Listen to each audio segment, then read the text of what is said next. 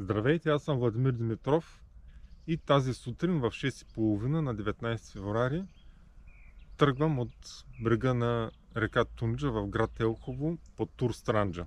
Целта ми е да премина целия маршрут 180 км до град Ахтопол за 4 дни с 3 нощувки, като заобикалям по-големите реки, така че да не се налага да ги газя. С което искам да покажа, че Тур Странджа спокойно може да бъде преминат и през зимата. Днешната ми цел е село Воден, където ще нощувам.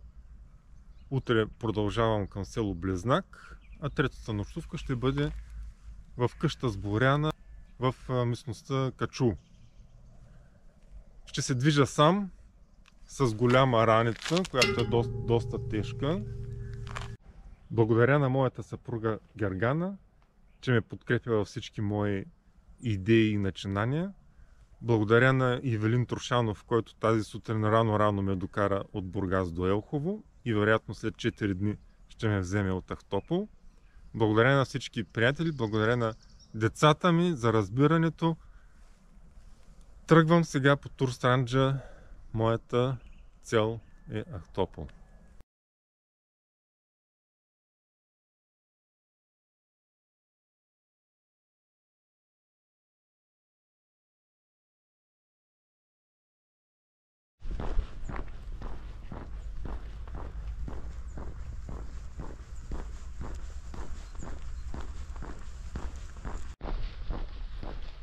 Ето, че вече крача първите метри на Тур Странджа. Сега ще мина през центъра на Елхово.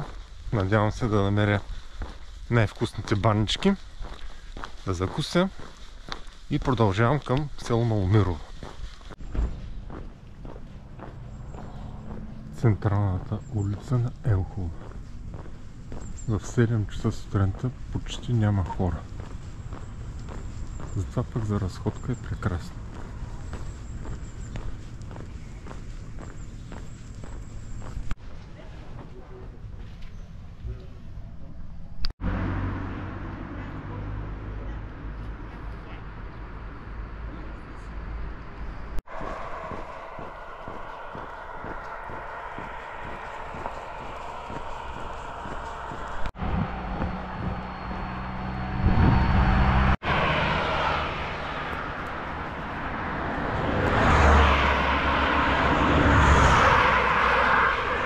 Отсечката между град Елхово и разклона за село Маломирово е доста неприятна и опасна заради големия трафик. Винаги, когато имате възможност, я избягвайте, като минавате през нивата и река Попуска. Ако не можете да минете през река Попуска и сте повече хора, по-добре се вземете такси от Елхово до Маломирово.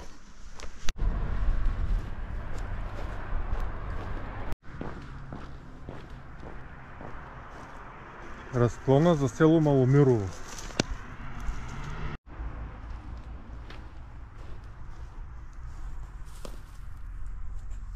По пътя към село Маломирово вече има много по-малко коли и се върви по-приятно.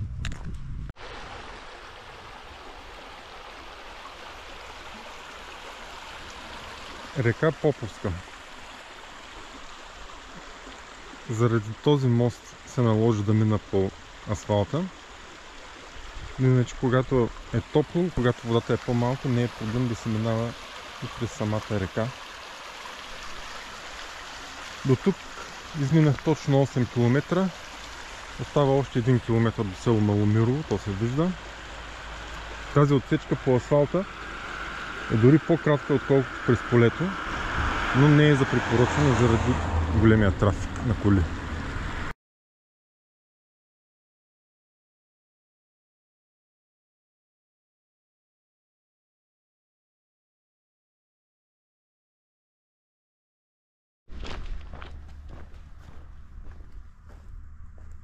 Село Маломирово. 10 км до тук от началото на Тур Странджа. Чувствам се прекрасно, спрях малко да пия вода, да похапна нещо и продължавам.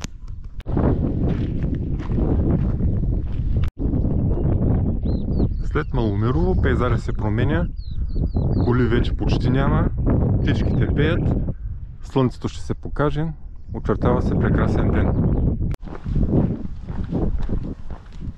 Пътят между Маломирово и разклона за Раздел е съвсем нов.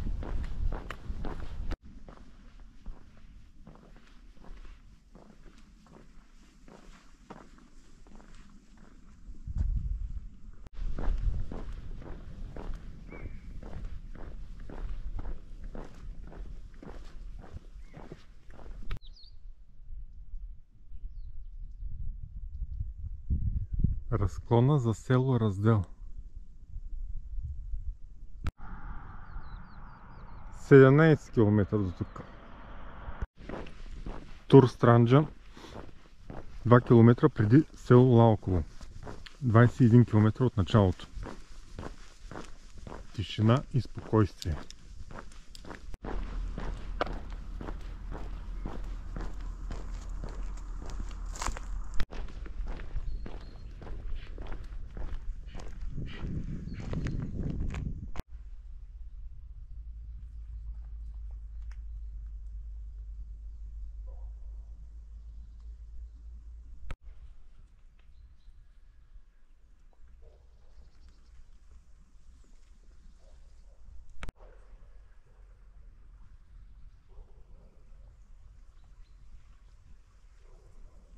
Ограде 89-та година, селе ли личи, парк ли, вътре има беседка там, които ще ги снимат да се...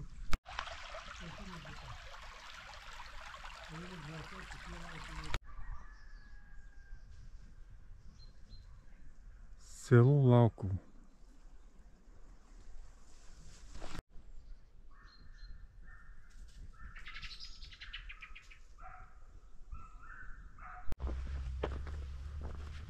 Място за почивка край село Лалково.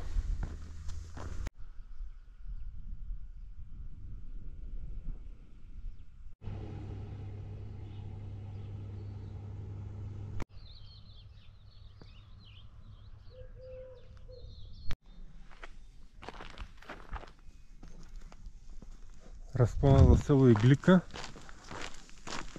и чешмата в село Ситово.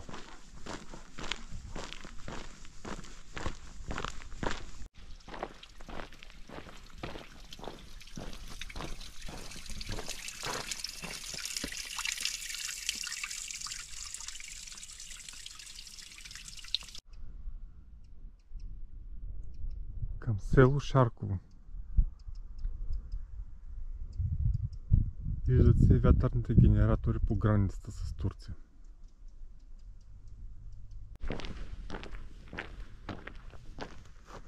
Шарково. 33 км до тук и почти 8 часа. Остават 10 км до Воден. Най-накрая вече ще има и черен път. Приятна изненада. Този кол с табела Тур Странджа малко след Шарково все още стои и показва пътя.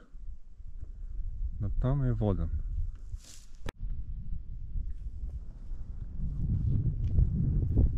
От тук до село Воден е все надолу.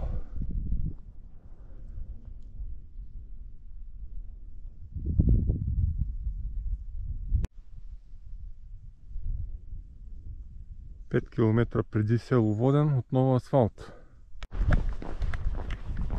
1 километър преди село Воден има нов асфалт. И край на новия асфалт. Табелата за разкопките на Парорийския манастир край село Воден. Село Воден. 43 км за 10 часа и половина. И така, успях да пристигна в село Воден за 10 часа и половина. Изминах 43 км от Тур Странджа. Това беше първият ден от моето 4-дневно преминаване на целия 180 км маршрут. Утре продължавам от село Воден и целта ми ще бъде село Близнак. Сега отивам да нощувам в бившата здравна служба на кметство Воден, която е преустроена в стаи за гости. Не знам какви са условията там, сега ще проверим. Бърза, тя не върви, бяга. Чакай, че не чувам. Няма. Ти не вървиш, ти бяга. Здравната служба. Вече се настаних в стая за гости в бившата здравна служба в село Воден. Условията са прекрасни. Има печка, има завивки, има телевизия, има дори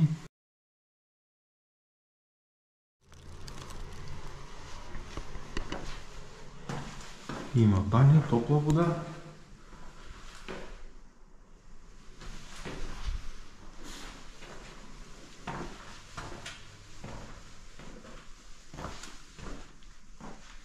Чудесно.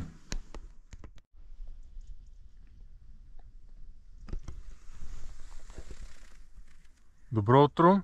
Часът е 6:30 и аз вече излизам от село Воден.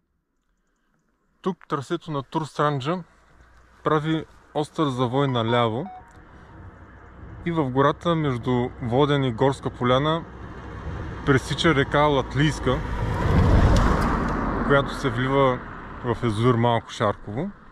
Моята цел сега ще бъде да намеря ново трасе, по-заобиколно, в по-горната част на реката, така че да мога да мина без проблем, без да се събувам.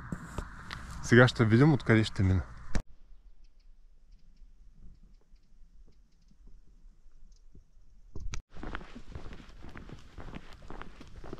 Пътя към село Странджа. Новото зимно трасе на Турстранджа.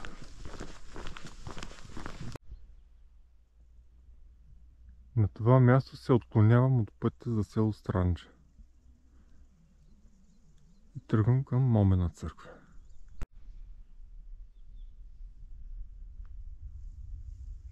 Река Латлийска.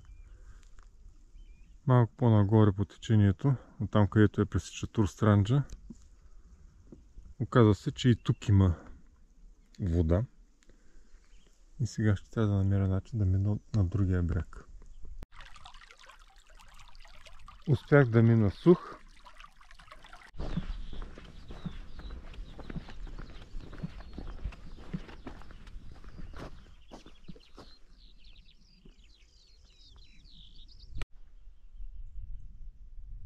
Интересна находка. Мост насред гората.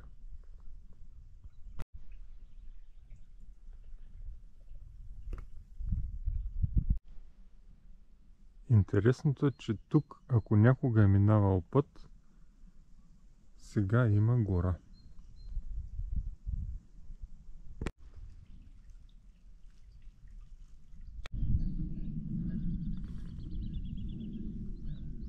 Явно се подменят тръби на газопровода. Хубавото е, че аз само го пресичам.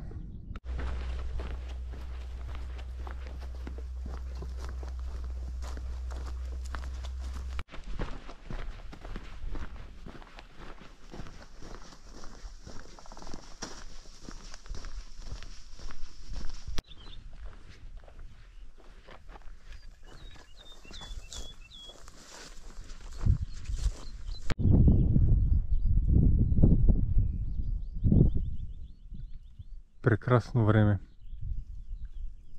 И село Момена църква.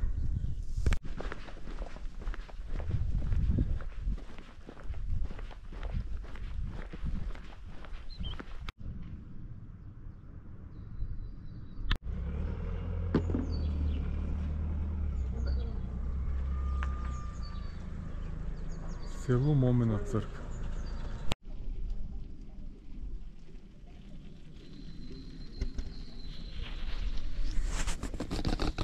Часът е почти 11 и пристигнах в село Момена църква по новия обходен маршрут, така че да не пресичам рекичките между Воден и Горска поляна, Този вариант се оказа с около 3 км по-дълъг и отделно направих едно леко объркване, където загубих още 1 км. Така че времето напредна.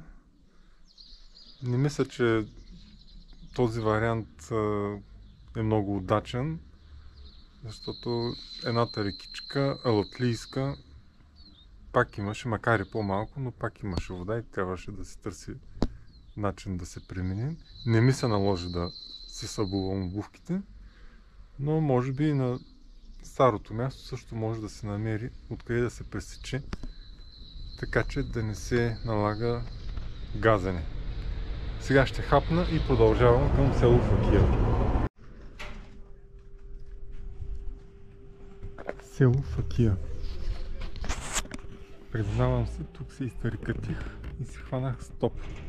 И по този начин до някъде компенсирах загубата на време заради обходния маршрут, който търсих между Воден и Момена църква. Така че от тук нататък продължавам към село Буково. Голямо Буково. Село Факия. Напред към Голямо Буково.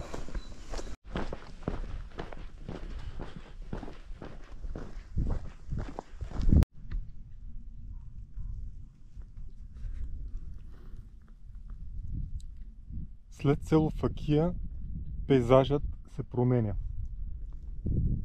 Теренът става по-хълмист, а гората преобладава.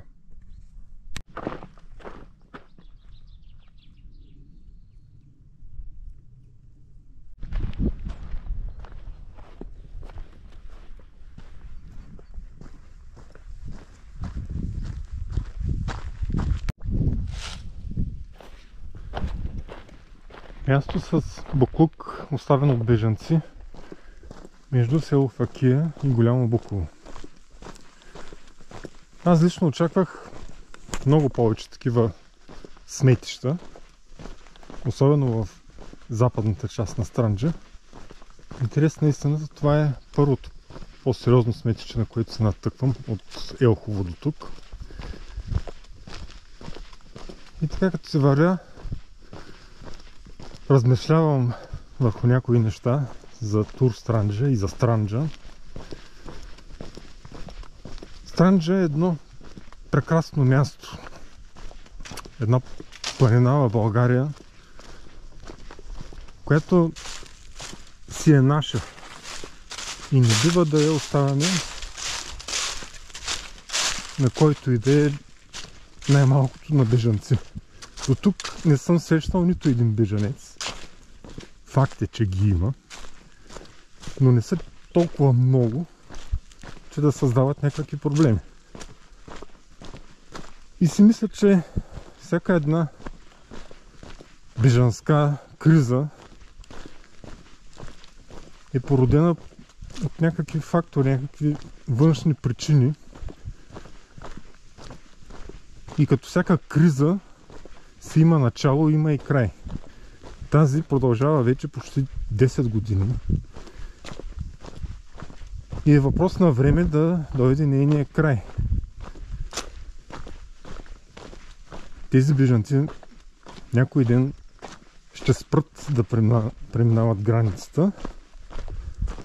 Дали Европа вече няма да им е интересна, дали там, откъдето тръгват, ще се разрешат проблемите, или може би Турция ще влезе в Европейския съюз и ще ги спират там. Нямам представа, но знам, че тази криза един ден ще приключи. Но ние не бива да чакаме този ден и да се страхуваме, защото може да срещнем някой в гората. Да, може да го срещнем. Затова е хубаво да предприемем някакви мерки, примерно да ходим в група, да ходим през деня, да се обаждаме предварително на гранична полиция. Но ето аз сам се убеждавам, че бежанците не са чак толкова много и силно се съмнявам, че има злонамерени измежду тях. Това са хора, тръгнали да оцеляват, да търсят по-добър живот. Те не са тръгнали от нещо хубаво. И едва ли по пътя си ще мине мисълта да причиняват зло на някой местен. Да, притеснително е, че има хора в гората, които не ги знаем какви са. Но, пак казвам, не бива това да ни спира да се любоваме на красивата природа на Странджа.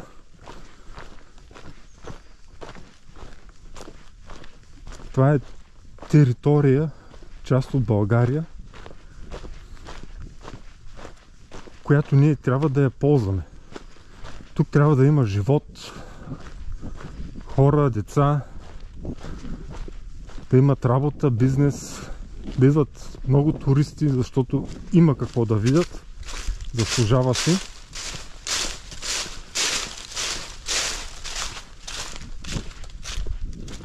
А за тур Странджа, ето виждате по какъв път се движа в момента. Трасето на тур Странджа е прекрасно. Минава се предимно по ето такива широки горски пътища.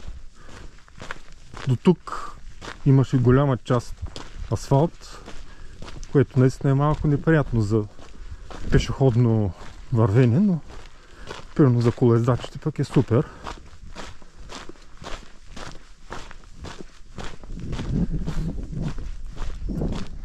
И е хубаво все повече хора да открият Странджа. А тур Странджа е една водеща линия, която дава насока, ориентир за хората, които не познават района. Някаква гаранция, че няма да изгубят пътя. Относно маркировката, моята цел на това преминаване по маршрута е да проследя най-вече състоянието на маркировката. На много места табелките липсват. Това е факт.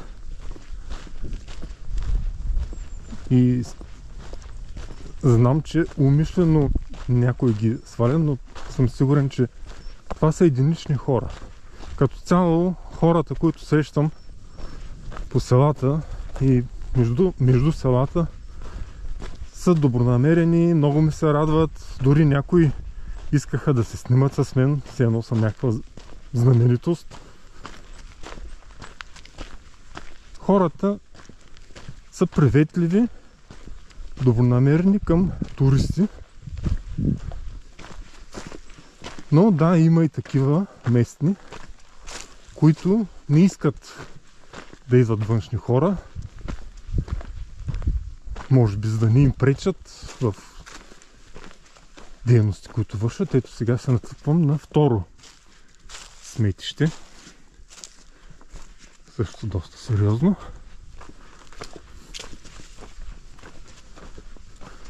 Но още тази година ще започнем подновяване на маркировката по маршрута. От следващата година, живот и здраве, ако ни одобрят проекта с община Елхово, по цялото трасе ще бъдат изградени допълнителни информационни табели, места за почивка, много информация, рекламни материали ще има и събития. Така че маршрута ще се популяризира. Боклуците ще ги изчистим. Вече стартирахме кампания Чиста и достъпна Странджа с община Бургас и съвместно с ученици и студенти започваме още в други ден акциите, точно ето такива места ще дойдем специално да съберем боклука, който иначе така ще се стои с години. Така че аз съм оптимист. Бежанския поток ще спре. Гората ще я изчистим от боклук. Природата на Странджа е прекрасна. Предлага най-различни възможности и за туризъм, и за бизнес. Виждате, днес е 20 февруари. Времето е прекрасно за разходка. Това го няма в нито една по-висока планина. В момента в другите наши високи планини условията са зимни, опасни, а Странджа е гостоприемна през всеки един сезон.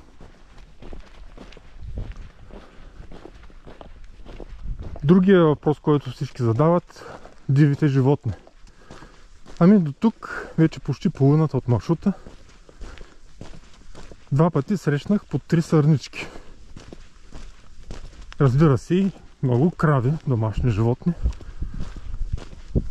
Но това с вълците, чакалите са пълни измислици. Да, има животни, има хищници, това е нормално. Но човек е много трудно да ги види, защото те са плашливи, усещат ни отдалече и се крият. Нито едно диво животно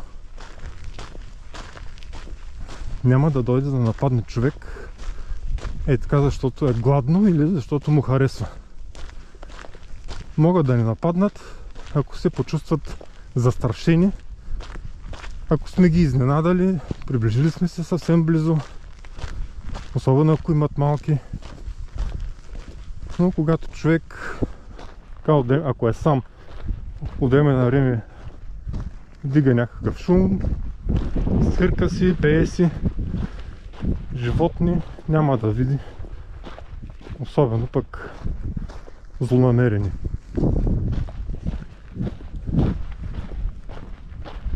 Така че, вижте за какво става въпрос.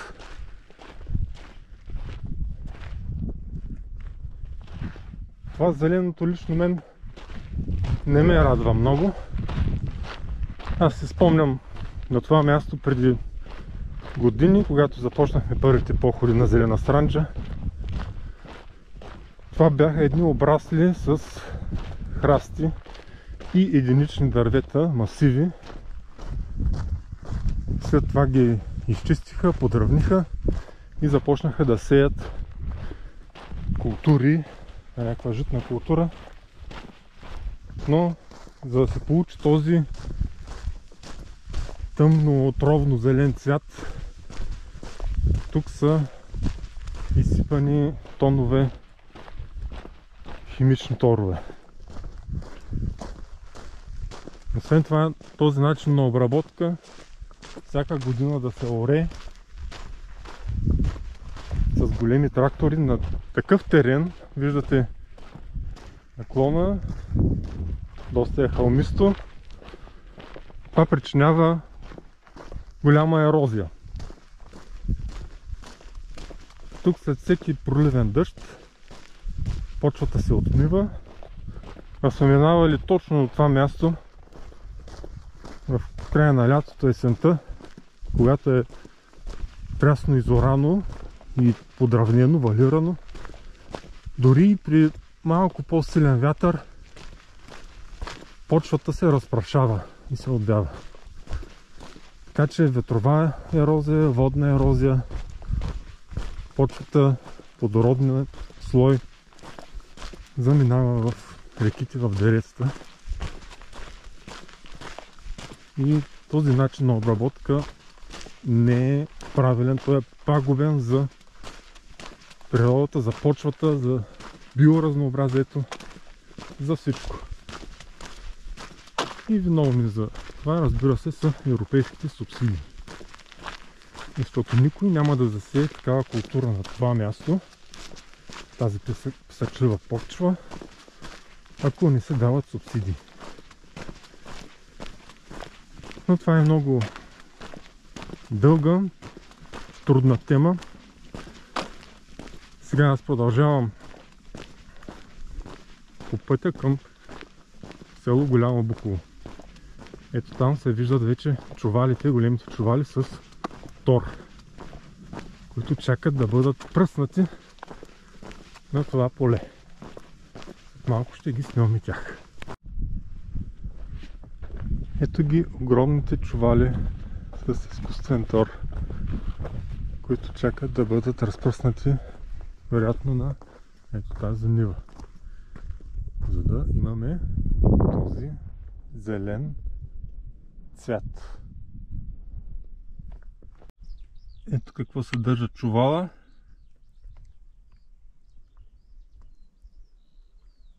Внасяме тор от Гърция. Доколкото виждам, основно съдържание азот. Азот е причината за зеления цвят на растенията. Всички растения имат нужда от някои основни химични елементи, за да живеят, да съществуват. Трите най-важни елементи са азот, фосфор и калий. Но има и естествени начини да се обогатява почвата с тези елементи. Природата е направила някои растения да я обогатяват. Примерно всички бобови растения имат способността да улавят азота от въздуха и да го депонират в почвата. Така тя се обогатява. Известен е метода за зелено торение, като се сеят, редуват се на една и съща площ различни култури и примерно бобовите растения се заорават, когато са в определен стадий на развитие, за да обогатят почвата. Ние сме виждали по време на нашите походи, когато минаваме през някоя акациева култура, акациева гора, как там тревата под дърветата е по-зелена, отколкото тревата в гората наоколо. И причината за това е точно, че акацията е вид от семейство бобови. Тя улавя азота от въздуха и обогатява почвата с азот. Тук на такива площи обаче нямаме естествено торение, смяна на културите, имаме интензивно торение с изкуствен тор, което е пагубно за структурата на почвата, пагубно е за водите, защото тези химикали се оттичат с дъждовните води и попадат в реките, в езерата, в морето, по цялата верига. Ето къде се отмива плодородната почва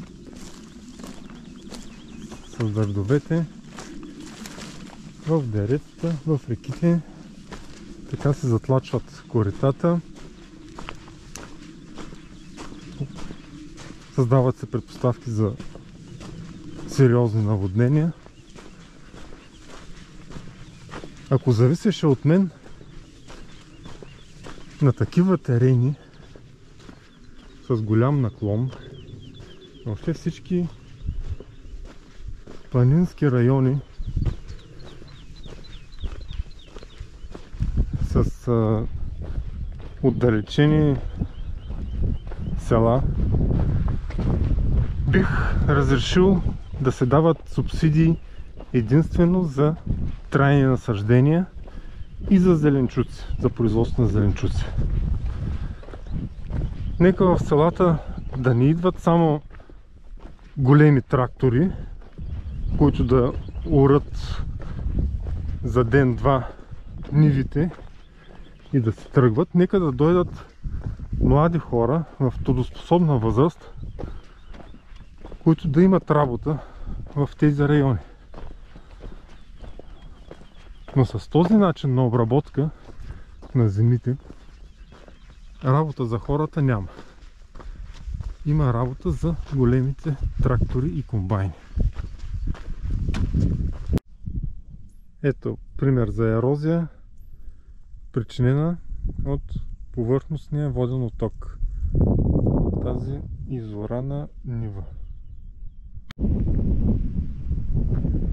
Още тор. Много тор за нивите на Голямо Буково. И да не мислите, че когато се използва съдържанието на тези чували, някой ги хвърля на специално място. Не. Идват ето тук и се изгарят.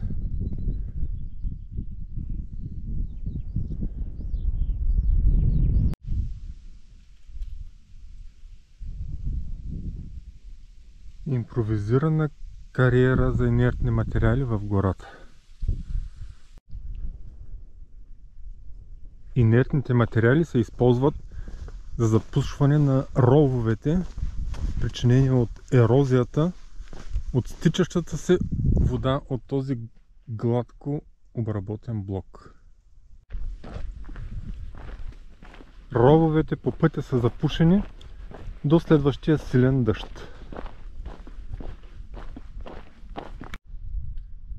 В ниското под мен се намира село Голямо Буково. То е разположено от двете страни на река Факийска. На изток от река Факийска се намира едно от основните била на Странджа, което завършва чак на Петрова нива. След кратко изкачване, Тур Странджа следва това било в продължение на около 40 км.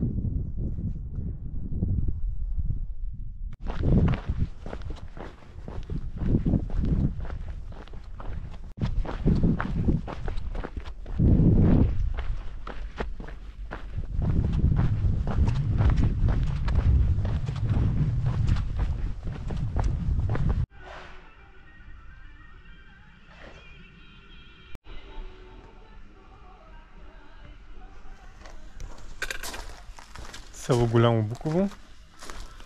Часът е 2. До тук за днес съм изминал 37 км.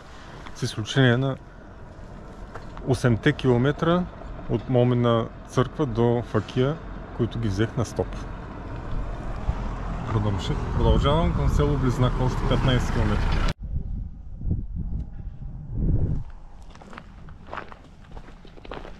Ето го и магазина в Голямо Буково. Ще вляза да си взема четка за зъби, че моята си я забравих.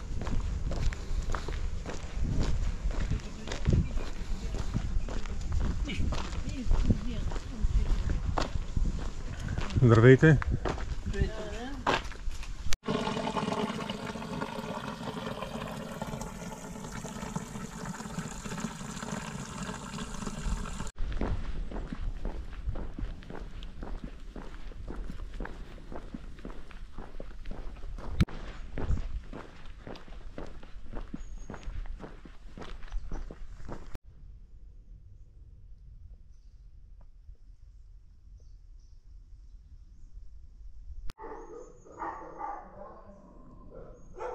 Хайде, не остана.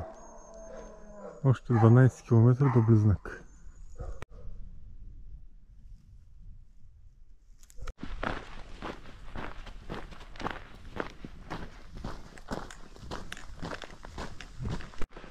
Участъкът от Тур Странджа преди село Близнак е изцяло в гората, равен и приятен за вървене.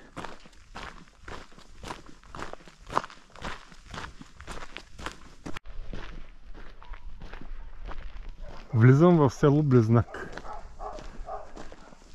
И днес успях да пристигна по светло, каквато е целта ми.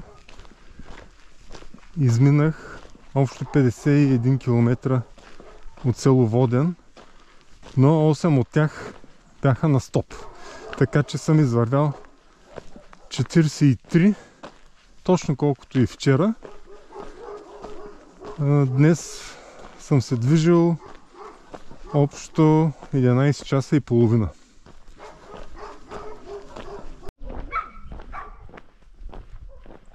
В Близнак си имаме и нова улица.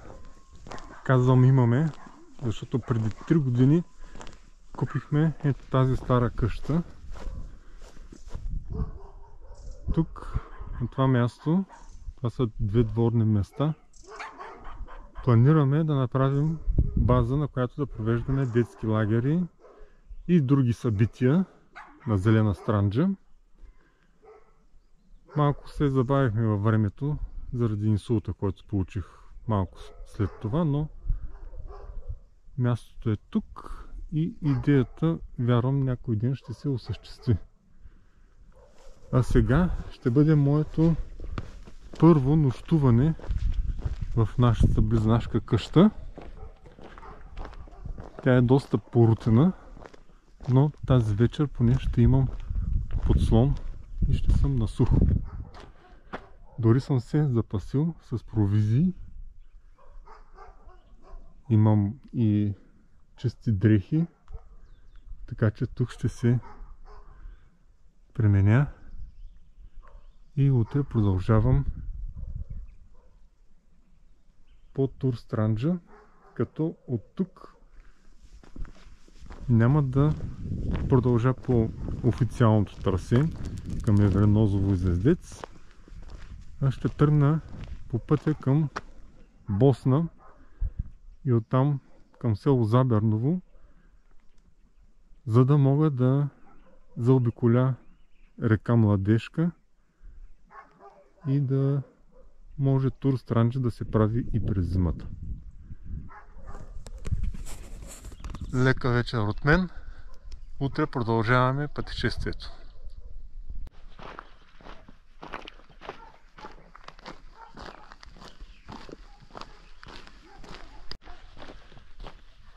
Часът е 6:30, 21 февруари. Аз продължавам от село Близнак по Тур Странджа, но сега тръгвам към местност Босна, откъдето ще продължа към село Заберново и целта ми за днес е да стигна до местност Качул. Хай!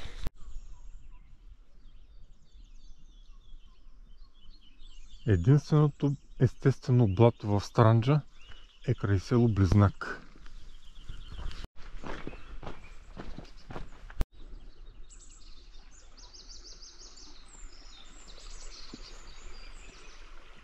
Река Близнашка, единия път тук на река Младежка.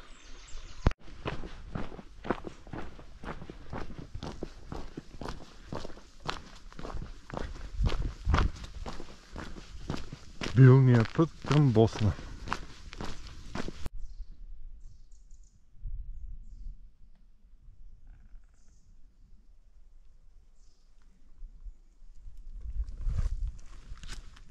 След 1 километър ще бъда на разклона Босна, точно там, където чакат полицаите. Интересно ми е как ще реагират, като ме видят. И после продължавам по пътя за Визица Граматиково. Аз ще се отклоня към Заберново. От Заберново ще тръгна по пътя, горския път надолу към първо по река Стърница, което ще ми изведе на река Велека, и покрай река Велека, вече по официалното трасе на Тур Странджа, ще стигна до Качул. До тук съм изминал около 15 км. Сега предстои един много дълъг участък, само асфалт по главния път, който обаче аз ще си спестя благодарение на кметския наместник на село Заберново, Татяна Вълканова, която най-любезно се съгласи да дойде да ме посрещне с колата си някъде по пътя между Заберново и Босна. И така ще ми спести много километри трамбоване по асфалта и ще мога да пристигна по светло на Качул. защото иначе днешното разстояние от Близнак до Качул по този маршрут става над 50 км. Благодаря на Таня от Заберново, благодаря и на Теодор от къща с Боряна, който, ако не пристигна по светло, каза, че ще тръгне с неговия джип да ме посреща. Много е хубаво да имаш приятели в Странджа.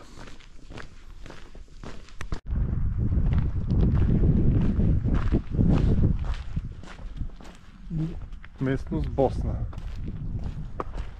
От Близнак до тук 17 км. Сега продължавам по пътя за Заберново. И ще очаквам някъде да видя Таня, кметския наместник.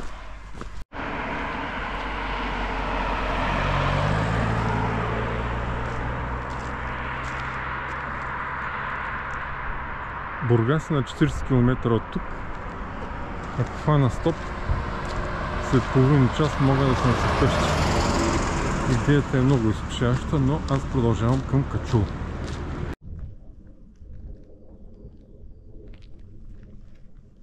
На това място днес, след половин час, трябваше да бъде първата копка на ремонта на този път от Босна до Граматиково. Първата копка беше отложена, незнайно поради какви причини, но аз се надявам, че в най-скоро време както първата копка, така и самия ремонт ще се случат и ще можем да пътуваме по един нов път. Този път е един от водещите главните артерии в Странджа и много отдавна трябваше да бъде ремонтиран. Това е нещо ново. Явно все пак има изгледи ремонта скоро да започне, което е много добра новина. Ето го моето спасение. Вече тръгнах от Заберново. Опитва се леко да вали, но мисля, че ще е само облак.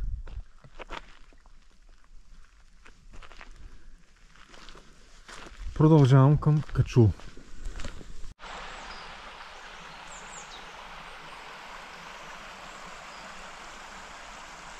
Река Стръмница.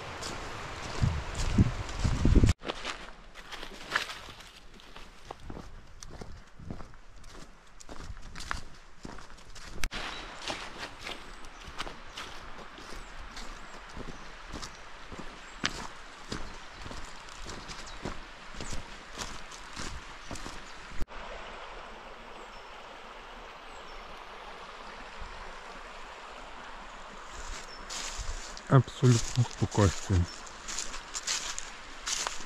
Пожелавам на всеки да остане така сам в гората със себе си. Поне за няколко часа.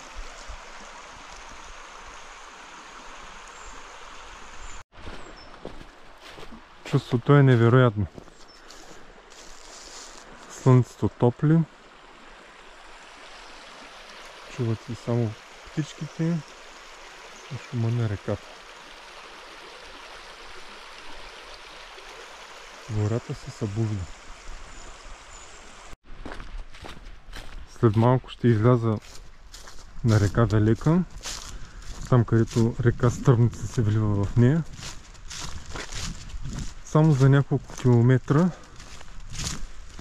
5-6 от Заберново до тук, времето се смени рязко. Горе на високото беше студено, опитваше се да вали. А тук като пролет. Аз съм по къс ръка.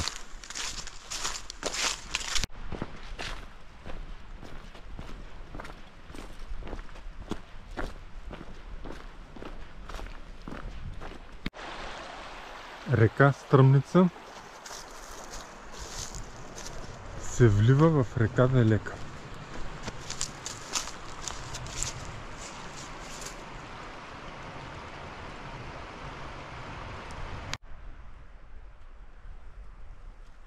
От тук продължавам по маркирания Тур Странджа.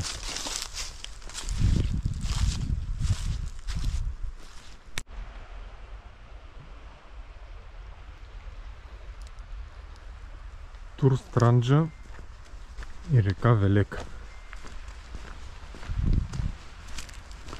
Около 50 км от трасето на Тур Странджа следва река Велека, поет такива приятни за вървене и за каране на колело горски пътища.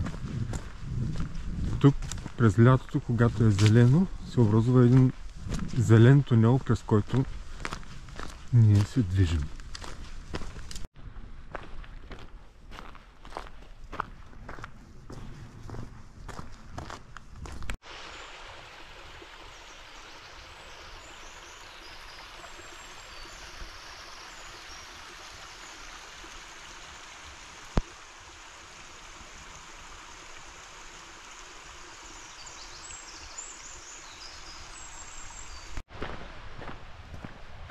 Започва моят най-любим участък от Тур Странджа.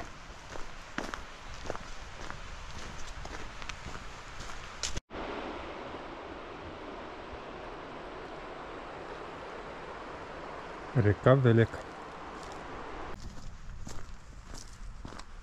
Тук човек се чувства като в приказка.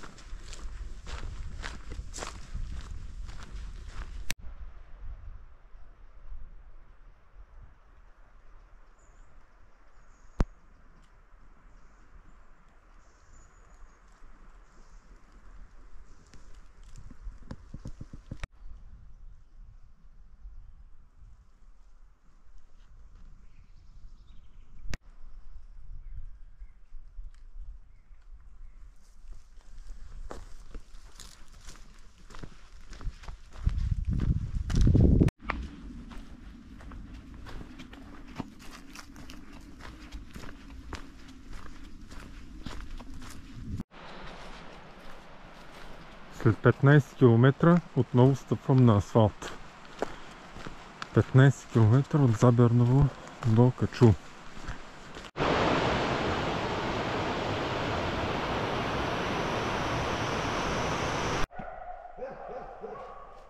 Къща с Боряна и Теодор. Здравейте от къща с Боряна, местност Качул. Това е една чудесна къща, собственост на младо семейство, хора от Бургас, които преди 3 години се завърнаха от чужбина и превърнаха тази къща в свой семейен бизнес. Днес пристигнах съвсем на време, преди 5 часа. От Близнак до тук разстоянието е 56 км, от които аз извървях 35. И благодарение на Таня, кметския наместник на село Заберново, сега съм тук по светло, пия бира на здраве.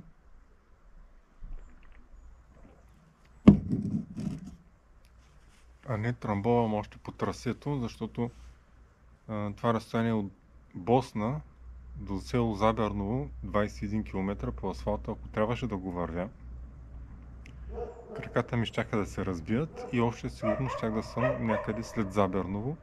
Със сигурност щях да пристигна тук посред нощите. Така че много благодаря на Таня. Сега ще вечерям заедно с Теодор, неговото семейство, и най-накрая след 3 дни горско къпане, смятам да се изкъпя в баня, за да мога утре да продължа към Ахтопол, докъдето ми остават още 43 км. Утре е четвъртия ден, последен на моето преминаване по Тур Странджа. Трябваше да предприема това зимно преминаване и то по алтернативни трасета, за да проверя дали може да се стигне от единия край до другия край на Странджа, без да се газят големи реки.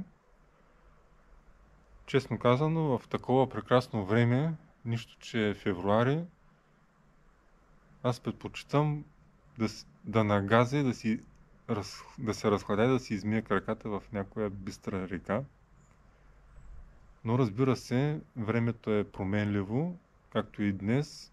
В Заберново беше доста хладно, почти щеше да завали, но като слязох покрай река Стръмница и вече край Велека беше много приятно.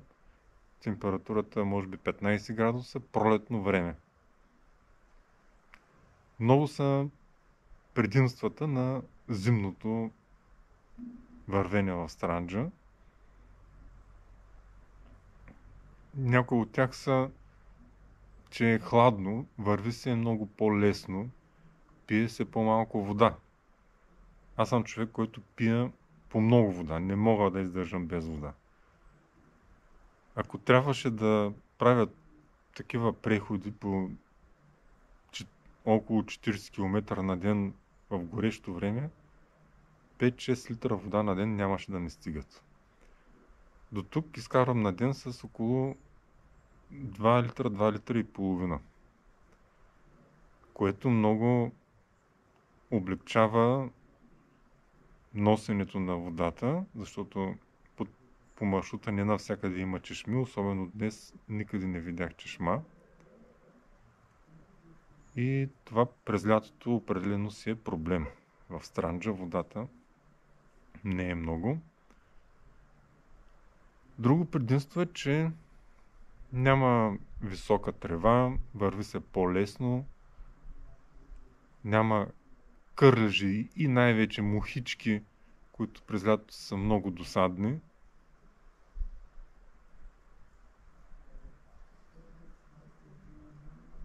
Много са предимствата. Препоръчвам на всички,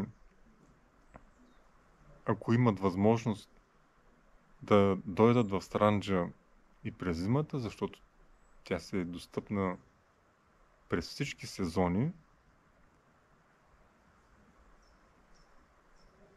Но, разбира се, нека да останат хора и за май месец, когато всичко е зелено, когато всичко е цъфнало и разкошната зеленика цъфти. Да не се втурнат всички през февруари да минават по Тур Странджа. На здраве от мен, приятна вечер!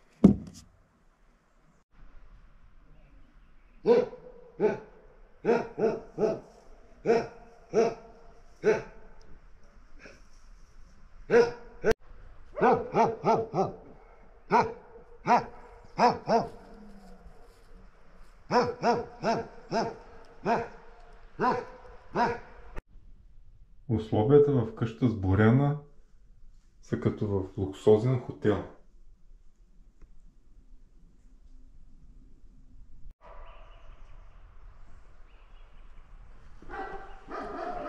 Часът е 6:30, 22 февруари, аз потеглям към Ахтопол.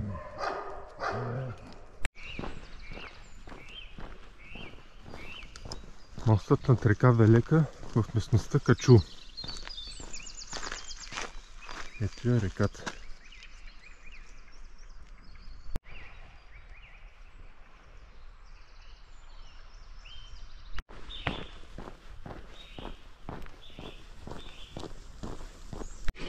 Чешмата и Параклиса в местността Качу От тук продължавам към село Косци, докъдето трябва да извървя 21 км.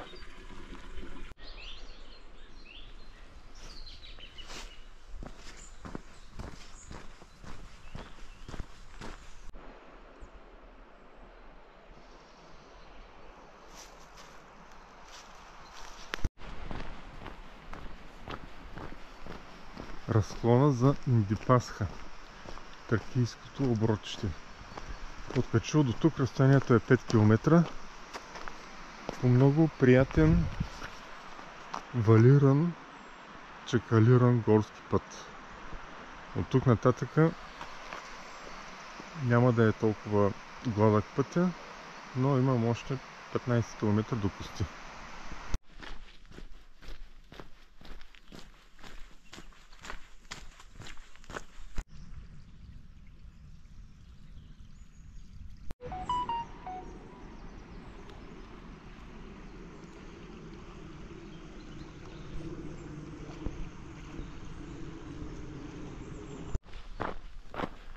Вече съм на половината път между Качул и село Кости. Чувствам се много добре. Оставих вече излишния си багаж в къщата с Боряна. След вкусната домашна храна и топлата баня се чувствам като нов. До тук съм вървял 2 часа. Предполагам, че за още 2 часа ще стигна в Кости и оттам ми остават само 20 км до Ахтопол. Напред! Разклона за голямата язма във Влахов дол. От тук до Кости остават 8 км.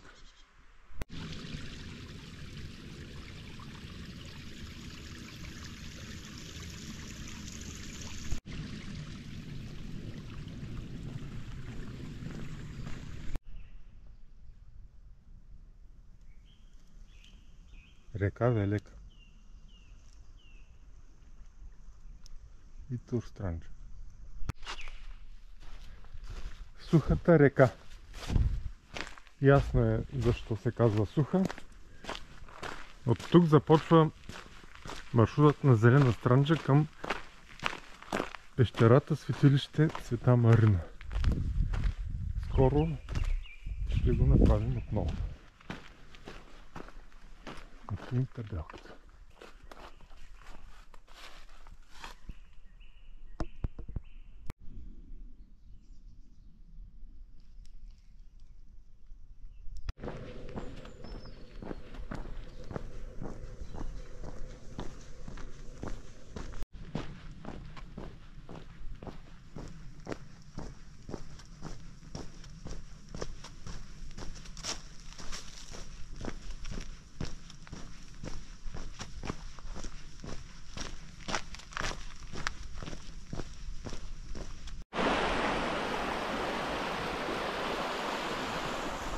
Река Велека преди село Кости.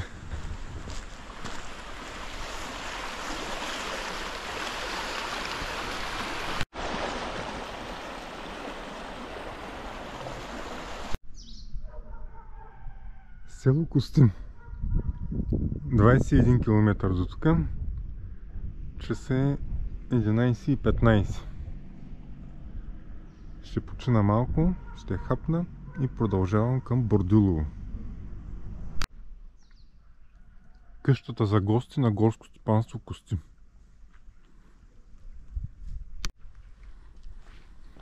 Църквата в Кости.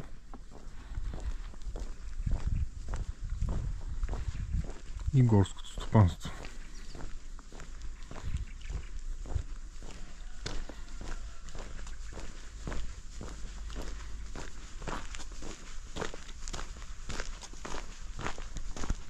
Турстранджа продължава към село Бордюлово. Времето е чудесно и аз отново съм по къс ръкав. Ахтопол идвам!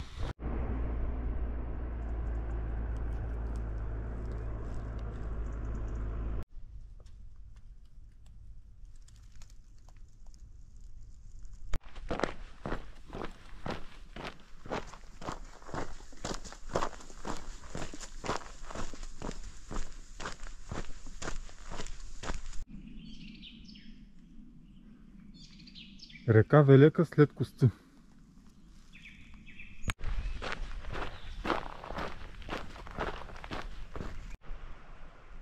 Ето тук пристигаме, точно след като сме прегазили река Велека, по време на нашия любим маршрут от село Кости до водопад Казанчето и Света Параклиса, Света Богородица.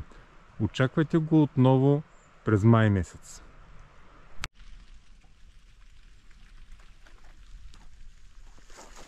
Четири километра след Кости,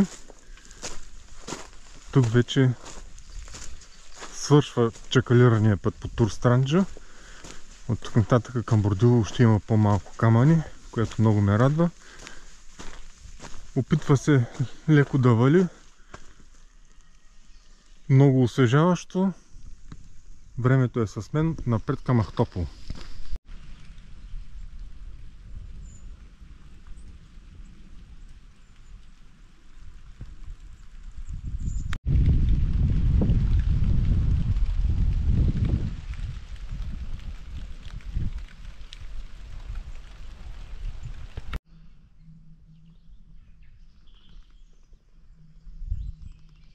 По Турстранджа преди село Бордилово.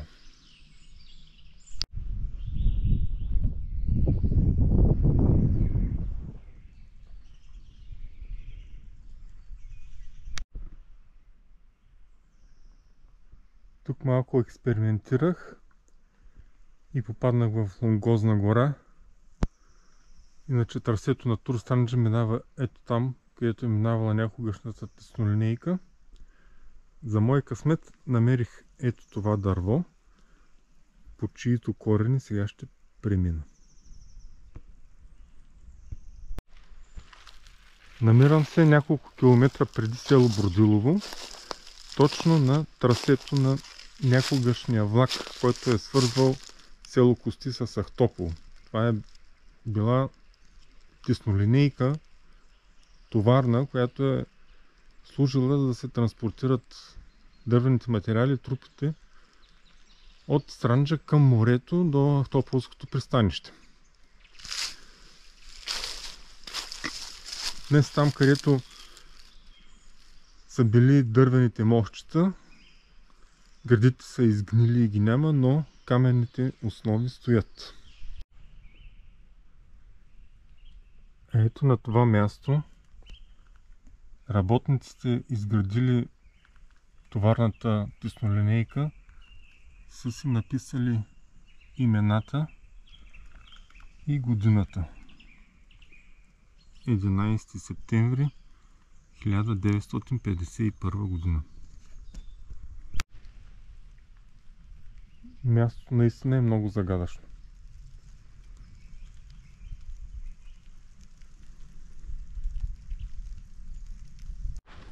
Строителството на товарната теснолинейка от Ахтопол навътре в Странджа е започнало още през 30-те години на миналия век, когато големи части от българските гори са били отдадени на концесия и концесионерите трябва да осигуряват поминък в тези планински райони, да строят инфраструктура, пътища, училища и да създават работни места и блага за хората. Проектът за тази теснолинейка в Странджа е бил чак до село Младежко, но реализацията е достигнала до Кости. Теснолинейката е завършена 1953 година. Теснолинейката е работила за съвсем кратък период, може би 2-3 години, когато вече масово навлиза автомобилния транспорт и транспорта на дървесината се ориентира към пристанище Бургас. Днес на много места трасето е видимо, стоят фундаментите на мостчетата и това може да бъде много интересна туристическа атракция.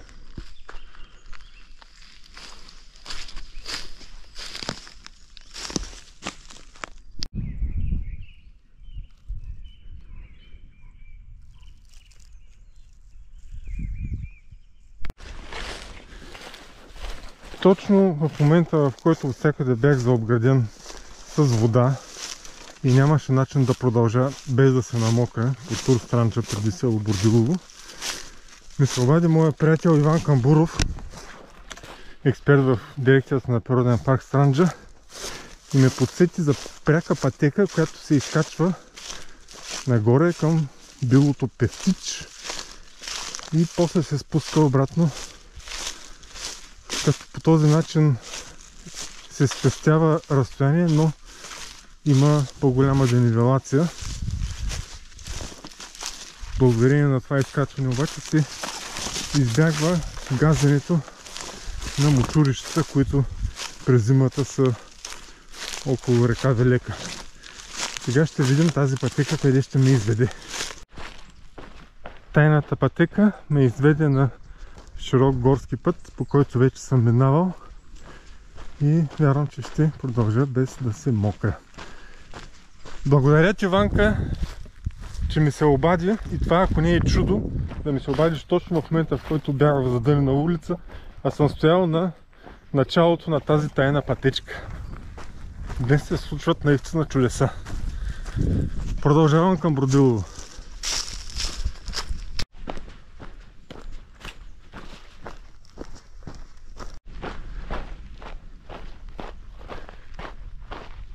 Слизам от Певтич към река Еленица. Това е отклонение от трасето на Тур Странджа, което ще трябва по-подробно да се проучи, но е вариант да се избегнат заблатените места покрай река Велека през зимата. Тук ерозията на пътя става много сериозна.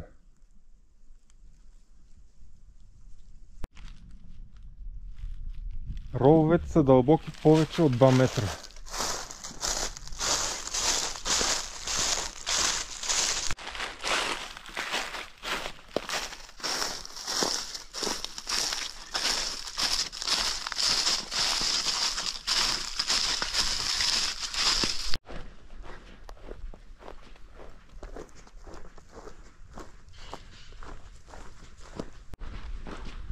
Тук отново следвам трасето на някогашната теснолинейка.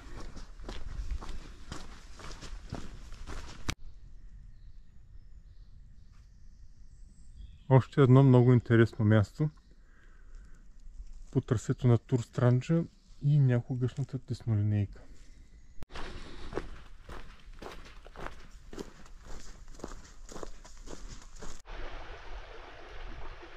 Тук трябва да пресека река Еленица, което този импровизиран мост.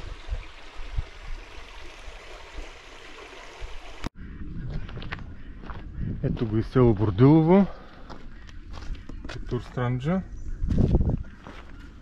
Часът е 3:30. 9 часа съм вървял до сега от Печул. 34 км. Остават ми още 9 км до Ахтопол. Дано да стигна по светло.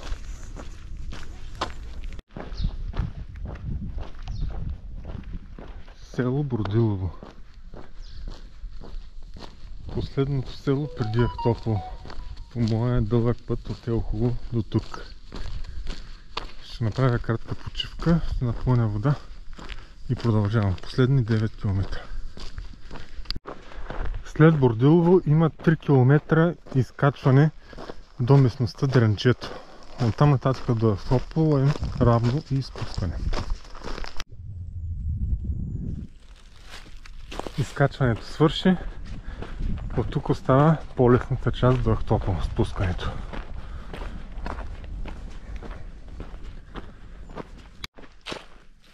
Няма да пропусна да видя гледката от местността Дренчето към долината на река Велека.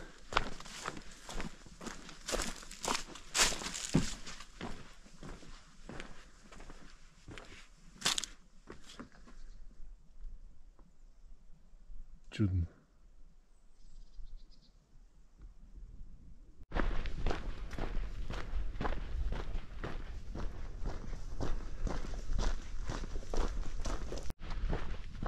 Последните километри преди Ахтопол също са много приятна част от Тур Странджа.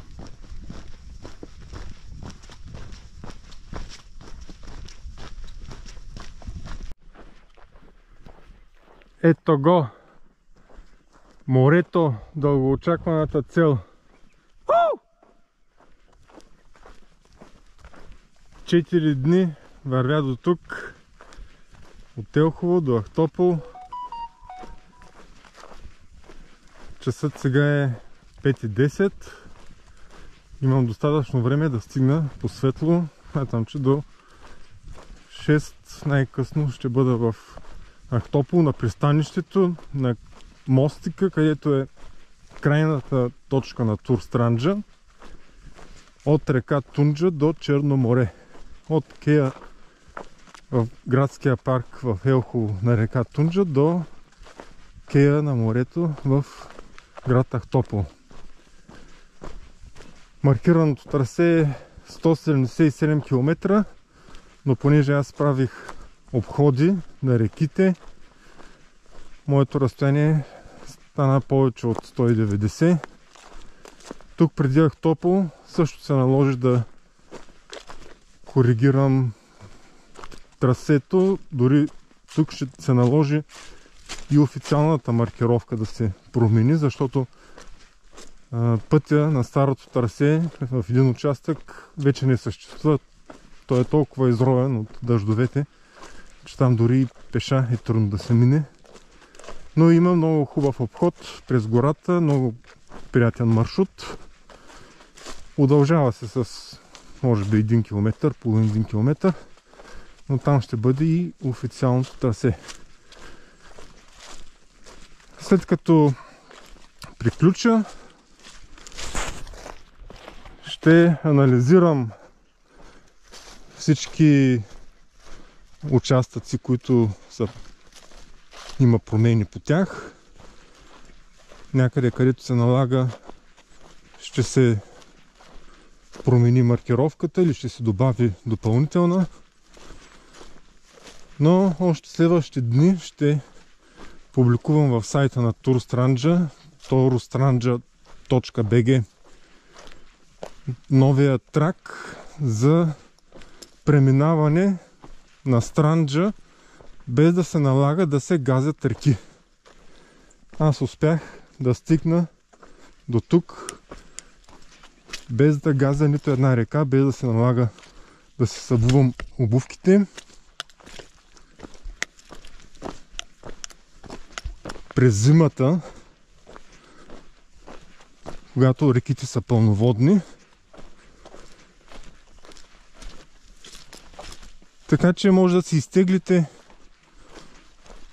и новия трак, и стария трак. Там има публикувани и други тракове до различни села, забележителности.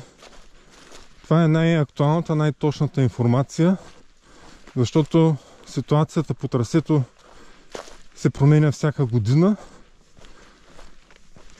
Маркировката на места е компрометирана дали от местни хора, дали от други, не е ясно, но когато си имате трак и го свалите на телефона си с някое приложение, което може да го отвори, може да си го следвате и да сте сигурни, че сте на правилния маршрут. Сега в Ахтопол по стара традиция, още от времето, когато тук организирахме състезания и всички организирани преходи, които сме правили от Зелена Странджа по Тур Странджа, тук местните хора ни посрещат с питка и разбрах от кмета на Ахтопол, че също ми готвят такова посрещане. Ще видя, много ще се радвам, но най-много се радвам, че успях да постигна целта си. Нещо, което последните 3 години беше немислимо за мен. Тур Странджа си е едно изпитание лично за всеки. Едно пречистване. Човек като остане сам с себе си, с мислите си за няколко дни в гората, всичко му се прояснява. Така че препоръчвам на всеки, дори да не направи целия маршрут, части от маршрута, или просто елате в Странджа, разходете се за ден или за повече. В гората е много приятно, дори и през зимата. А то каква зима, погледнете. Тук си е приказка. Аз отново съм по къс ръкав. Така че Странджа е гостоприемна през всички сезони. Елате в Странджа. Сега отивам към финала в Ахтопол.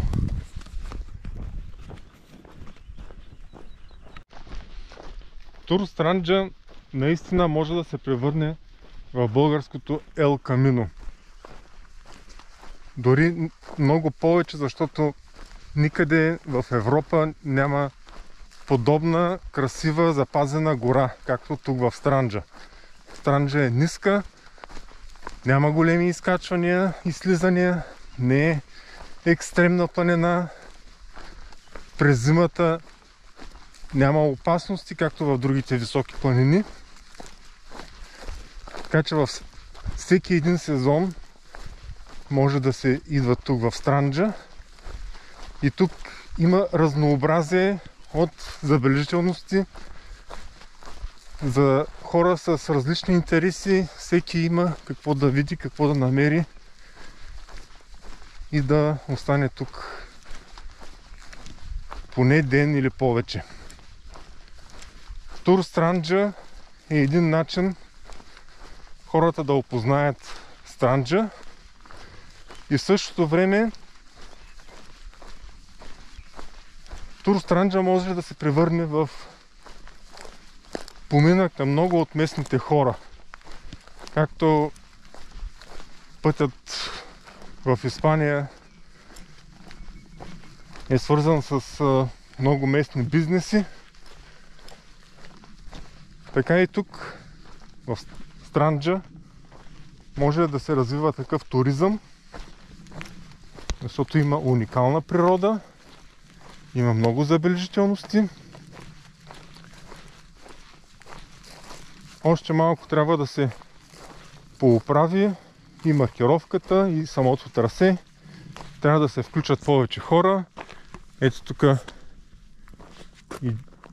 един от маркировъчните колове е паднал. Тук имаше и табелка. Непрекъснато има нужда да се поддържа инфраструктурата. Подготвили сме проект съвместно с община Елхово, който се надявам да стартира до края на годината, и маркировката по маршрута ще бъде подменена. Ето тук също има паднало дърво. Още тази година от Зелена Странджа ще минем по трасето и ще оправим маркировката. А следващата година ще бъдат изградени и много информационни табели, ще има събития и аз призовавам всички местни хора, както някои вече разбраха и се ориентираха, да се включат. Всеки може да допринесе за развитието на Тур Странджа, на тази идея, и да има полза от него. Параклис, Константин и Елена. Още по-малко от 2 км до Ахтопол.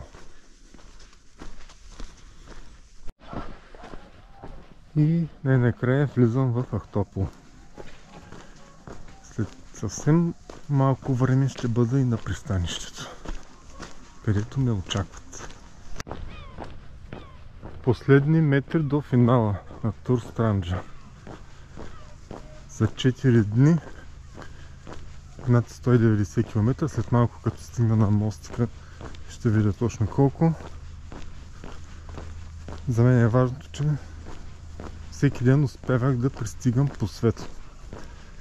Нито веднъж не се наложи да извадя челник. И така. Сега се отправям към групата по посрещане.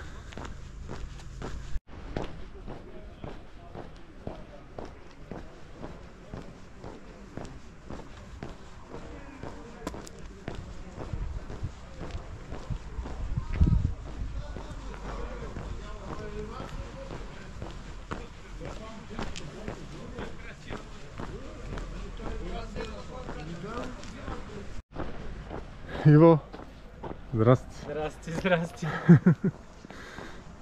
Ей, там е финала, на края на моста.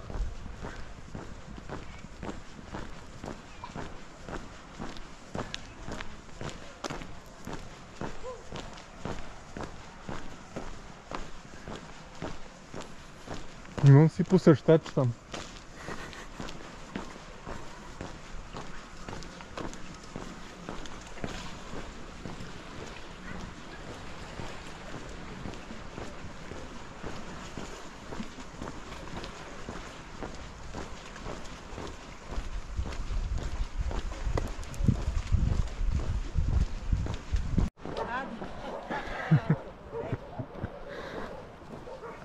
Всички са снимали обаче.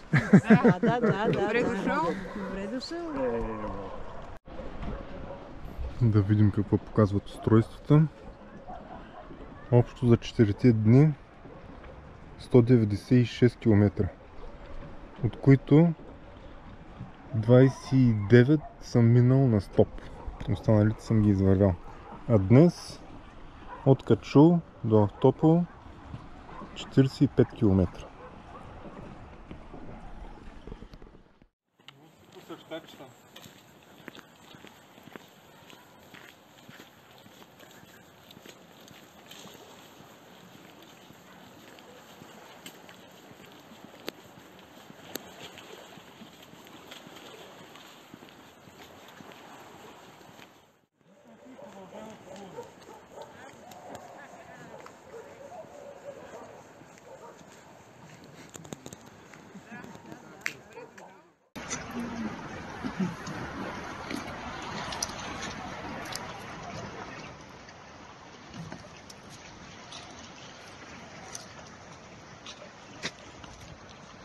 Забличам се и продължавам с плуване. Добре. Всички са снимали обаче. Всички, да, кръстосен огън. Валдо. Добре дошъл, браво. Айде, стигна. Айде сега. Добре дошъл. Ето така искаме една снимка на фона на фара. Фона на фара. Не, айде е там сега. на края на моста. Ей там накрая и ще Да. се очупиш от питката. Тя си, ама няма значение сега. Тя ще да бягам. Да трябваше много като спринтьор.